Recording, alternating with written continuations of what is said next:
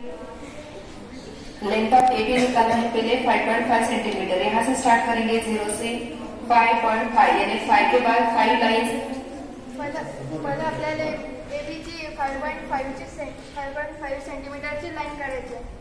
आता स्केलच्या साहाय्याने आपण ही 5.5 सेंटीमीटरची लाईन काढू शकतो। आणि एबीचा एक 4.2 सेंटीमीटर चॉकमध्ये 4.2 सेंटीमीटर अंतर घ्यायचं आणि पहिले नाव लिहून घ्यायचे एबी आणि बी इथून 4.2 चॉकमध्ये अंतर घेतल्यावर ते असं बोलून घेतल्यावर इथं सी टाकायचं आणि आपण 3.5 सेंटीमीटर आणि हे 4.2 सेंटीमीटर असं आपला आहे। इसके बाद हमें दिया गया है length of BC equal to 4.2 centimetre. इसलिए पहले इसको नाम देंगे यहाँ पे A और B। BC दिया है 4.2 सेंटीमीटर, इसलिए यहाँ पे B पे रखेंगे और 4.2 में ड्रॉ करेंगे। लेकिन ये ड्रॉ करने के लिए हमें क्या करना होगा, छोटी ब्लू लाइन से वो लेना है। यहाँ से स्टार्ट करना है 0 से और 4.2 पे, क्योंकि BC डिस्टेंस दिया हुआ है, इसलिए यहाँ पे B पे रखेंगे। आता बी मध्ये ST ची 7 सेंटीमीटरची लाईन काढायची।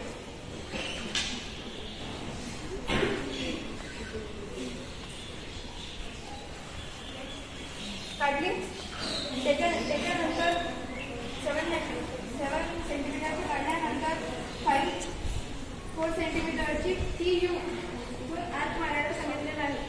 तर TU मध्ये चॉकमध्ये अंतर घ्यायचं आणि असा आत मारायचा आणि हे आपण काढलं 5 सेंटीमीटर 4 सेंटीमीटर आणि STU असा आपला हा ट्रायंगल झालेला आहे। और यहाँ पे ऊपरी साइड आर्क लगाएंगे, 4.2 सेंटीमीटर की लाइन मिलने वाली है इससे। नेक्स्ट लेंथ ऑफ AC दिया है 3.5 सेंटीमीटर, इसलिए फिर से कंपास में हमें क्या लेना है, 3.5 सेंटीमीटर का डिस्टेंस लेना है। यहाँ से स्टार्ट करेंगे 3.5 सेंटीमीटर यहाँ तक।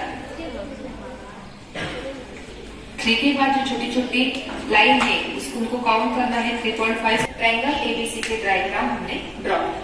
नेक्स्ट क्वेश्चन दिया है इन ट्रायंगल STU। आता सी नंबर मध्ये PQR याचा ट्रायंगल काढायचा आहे। तर सर्वात पहिले AC PQ ची 6 सेंटीमीटरची लाईन काढायची।